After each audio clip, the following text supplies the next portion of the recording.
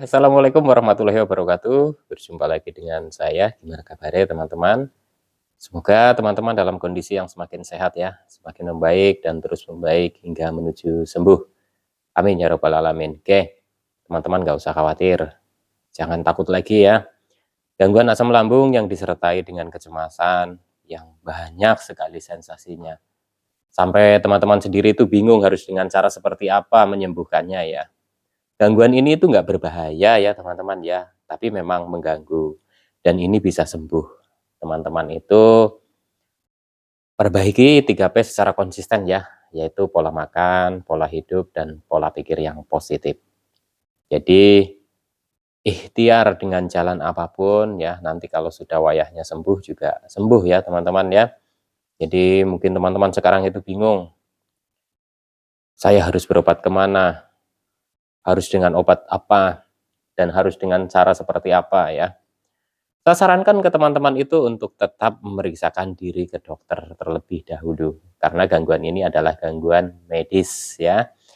Ini bukan gangguan apa guna-guna atau santet atau apa gitu ya teman-teman. Ini murni medis ya. Banyak sekali yang sudah sembuh dari gangguan ini ya, dan banyak juga yang masih berjuang. Saya doakan untuk teman-teman yang masih berjuang ya, tetap semangat ya. Langsung saja untuk menyingkat durasinya, saya akan coba jawab pertanyaan dari teman-teman yang ada di kolom komentar video saya ya. Dan tentunya jawaban ini adalah yang berdasarkan pengalaman pribadi saya, karena saya bukan dokter, bukan ahli medis, dan bukan ahli hipnoterapi ya. Saya hanya orang yang pernah menderita gangguan ini dan alhamdulillah sudah sembuh. Kalau saya bisa sembuh, saya yakin teman-teman juga bisa sembuh ya. Amin. Langsung saja untuk menyingkat durasinya. Mas, dulu BAB-nya setiap hari enggak? Nah ini ya teman-teman ya. Dulu saya setiap hari, terus lama-kelamaan setelah porsi makan saya itu dikurangi ya, itu kadang 2 hari sekali, kadang 3 hari sekali, pernah 4 hari sekali ya. Nah ini memang apa namanya, teman-teman mungkin bingung ya, atau mungkin teman-teman itu merasa cemas ketika teman-teman sudah beberapa hari nggak BAB. Teman-teman coba amati ya untuk konsumsi makanannya. Kalau teman-teman mungkin asupan makanannya kurang, ya BAB-nya biasanya juga lama ya. Mungkin bisa 1 hari nggak BAB gitu ya. Kalau saya dulu pernah ya teman-teman ya sampai 2 hari, 3 hari itu nggak BAB. Tapi ya awal-awal sih memang cemas ya, takut. Tapi ya saya balikan lagi lah. Karena memang makannya saya juga kurang, saya porsinya saya sedikitin gitu ya. Jadi BAB-nya kurang lancar, nggak setiap hari ya. Tapi nanti kalau porsinya sudah normal lagi gitu ya, porsi makanannya nanti BAB-nya juga normal lagi ya, jangan takut ya. Oke, lanjut lagi dari akunnya Ramadan Mustafa. Saya pakai obat psikiater, lemes kerasa banget, malah pinginnya diem. Ada tapi pikiran alhamdulillah tenang.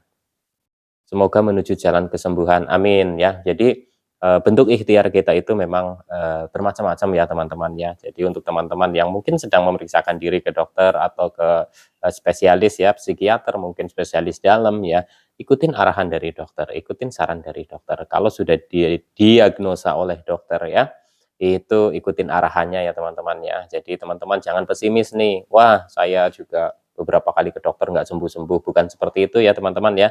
Tapi ikutin arahannya, dibantu dari diri kita sendiri ya untuk menerapkan pola hidup sehatnya ya, perbaiki selalu pola hidup sehatnya.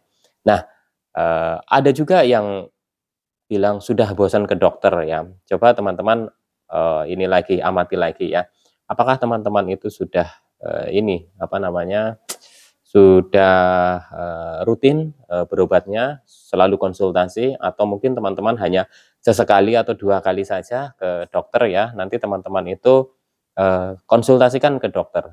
Kalau misalkan teman-teman itu ke dokternya sudah berkali-kali, nanti teman-teman itu sampaikan saja ke dokternya bahwa kondisinya sudah seperti apa gitu ya. Kalau nanti dokter sudah menyampaikan ini kondisi gangguan lambung kamu sudah membaik ya, tapi biasanya kita kecemasannya kan masih tinggi ya.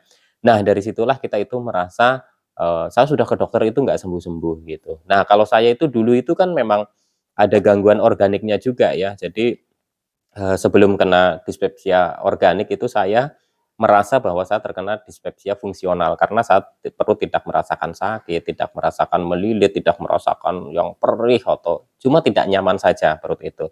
Tapi lama-kelamaan karena mungkin saya, nggak teratur ya berobatnya atau mungkin ada yang salah dalam cara penerapan pengobatan saya gitu ya, akhirnya saya juga terkena yang namanya sampai ke radang lambung gitu ya, atau sariawan di lambung gitu ya. Nah, untuk teman-teman nih yang belum merasakan yang namanya, sakit di bagian lambung tapi sensasinya masih banyak, itu biasanya karena kecemasannya. Dan kalau teman-teman sudah berobat ke dokter tapi nggak sembuh-sembuh, sensasinya masih ada dan dokter bilang kalau, teman-teman ini, lambungnya itu nggak apa-apa gitu ya, sudah, membaik atau sudah baikan tapi teman-teman masih merasakan banyak sensasi, itu kemungkinan besar dari gangguan cemas kita, karena kita masih sering cemas, sering panik, jadi energinya sering drop ya. Kalau energi sering drop itu efeknya itu kemana-mana, badan lemes ya, jadi sempoyongan, pusing, keliengan, mata buram, terasa ngantuk terus, tidak berenergi ya, bawaannya itu males-malesan, mau kemana-mana itu males gitu ya, akhirnya berpikiran yang enggak-enggak. Kalau udah berpikiran yang enggak-enggak ya, kita jadi takut lagi, cemas lagi. Nah, itu muter seperti itu terus ya, teman-teman ya. Jadi, teman-teman jangan takut. Berobat ke dokter, ya ikutin arahan dari dokter. Lah nanti teman-teman itu sambil dibantu ya, dibantu oleh diri kita sendiri untuk mengatasi kecemasannya. Nah, untuk teman-teman yang masih ke psikiater ya, ikutin arahan dari dokter. Insya Allah nanti juga bisa sembuh ya. Semangat.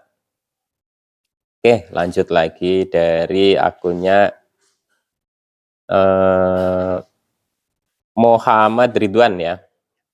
Udah entah bingung saya bang. Maksudnya gimana ini? Oh, bingung saya bang. Sensasi hawa panas perut, punggung masih awet.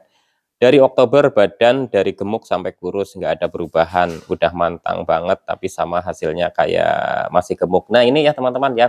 Jadi saya dulu juga badan itu belum drop gitu ya. Jadi badan itu apa namanya berat badannya itu masih bisa dibilang masih ideal gitu ya.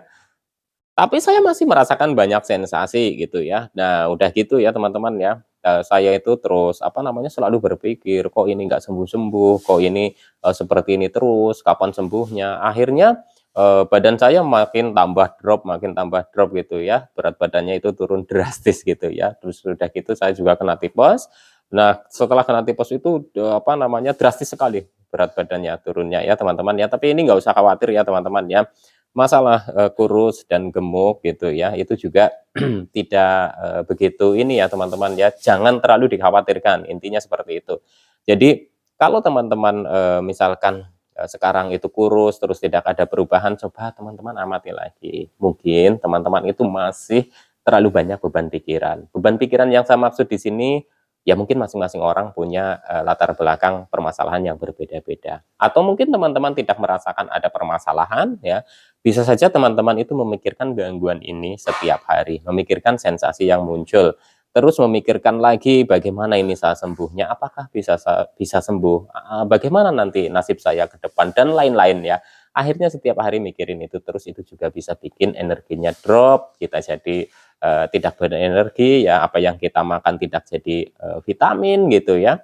Terus, apa yang kita makan itu tidak terproses dengan sempurna hingga menyuplai ke organ-organ itu juga berkurang ya teman-teman, itu bisa mengakibatkan seperti itu ya teman-teman. Jadi teman-teman amati ya, kemungkinan teman-teman itu masih mengalami yang namanya gangguan cemas, yang cemasnya mungkin masih belum terkendali. Coba teman-teman mulai sekarang ya, kendalikan, belajar kita mengendalikan kecemasan. Saya dulu juga nggak bisa ya teman-teman ya, tapi dengan belajar insya Allah nanti akan terbiasa. Jadi sensasi apa yang muncul itu kan kita sudah alami sering kali, berulang kali dan itu nggak apa-apa. Dan itu bisa menjadi patokan buat teman-teman bahwa sensasi yang muncul karena asam lambung itu nggak apa-apa, nggak bahaya ya teman-teman ya. Jadi teman-teman tetap semangat, insya Allah nanti juga bisa sembuh ya. Oke, lanjut lagi dari akunnya siapa ini ya? Akunnya siapa ini? Eee, Abdul Ghafur, "Siang Mas, apa boleh minum jahe kunyit dicampur serai dan gula aren, terus direbus? Mas, bagi penderita asam lambung, mohon tipsnya Mas." Nah ini ya teman-teman ya, ini kan masuk golongan ke herbal ya. Jadi masing-masing orang itu punya sensitivitas lambung yang berbeda. Nah, saya tidak mengatakan ini tidak boleh ya, kalau teman-teman merasakan itu cocok dan itu bagus, ya nggak apa-apa.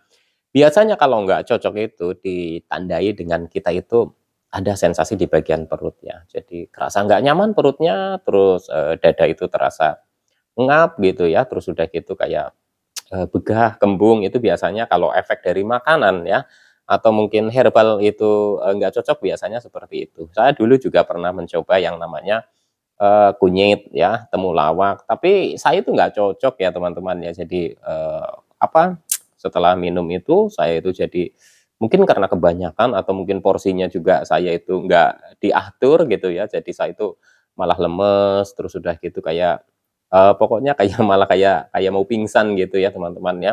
Nah untuk teman-teman kalau memang ini cocok herbalnya, seperti kunyit pun bagus, kunyit temulawak bagus, mungkin ada serai, gula aren itu juga bagus, tapi masing-masing orang ini sensitivitas lambungnya itu berbeda-beda. Coba teman-teman, kalau misalkan teman-teman itu minum tidak ada efek, ya mungkin itu cocok ya teman-teman ya. Tapi kalau ada efek ya itu skip dulu saja ya. Cari yang aman-aman dulu. Ya mungkin dengan apa kayak seperti pati anggrek gitu ya. Pati anggrek itu kan terus madu, madu yang jangan strong ya, jangan yang ada kandungan apa seperti sudah apa namanya ada kandungan gasnya tinggi gitu ya teman-teman ya. Madu biasa saya dulu itu ya. Itu juga bagus ya teman-teman ya. Jadi untuk herbal sebaiknya kalau teman-teman sedang periksa ke dokter atau mungkin sedang menjalani perawatan dari dokter, itu konsultasikan dulu dengan dokter supaya nanti obatnya itu nggak beradu antara obat yang dari dokter dengan obat yang herbal gitu ya. Tapi kembali lagi ke pilihan teman masing-masing. Kalau teman-teman cocok dengan obat herbal, ya nggak apa-apa. Kalau misalkan teman-teman nggak cocok dengan obat herbal dan teman-teman itu cocok dengan obat dari dokter, ya nggak apa-apa. Ya, kembali lagi ikhtiar kita itu masing-masing itu bisa berbeda dan kesembuhan kita ya masing-masing juga berbeda. Di sini saya hanya membagikan pengalaman saya ya, apa yang pernah saya alami, terus apa yang pernah saya jalani ya. Dari saya banyak sensasi, 1001 sensasi yang saya rasakan ya teman-teman ya. Dan dulu juga saya tidak percaya bahwa saya terkena asam lambung ya. Sepertinya ini kena santet, guna-guna dan lain-lain gitu ya. Tapi setelah saya, apa namanya, banyak mendengarkan atau menyerap informasi, edukasi-edukasi tentang gangguan asam lambung, kok ternyata sama seperti saya, ternyata banyak yang mengalami hal seperti ini. Dan bagaimana ini, saya bisa lepas dan saya ikutin ya, walaupun kadang satu 2 arahan itu tidak cocok bagi saya, tapi saya tidak, putus semangat ya teman-teman, saya tetap semangat, mana yang cocok buat saya jalani. Jadi untuk teman-teman tetap semangat, teman-teman bisa sembuh, saya yakin itu ya. Oke, sekian dulu ya teman-teman ya. Semoga teman-teman lekas sembuh. Amin ya rabbal alamin. Salam sehat jasmani dan rohani. Wassalamualaikum warahmatullahi wabarakatuh.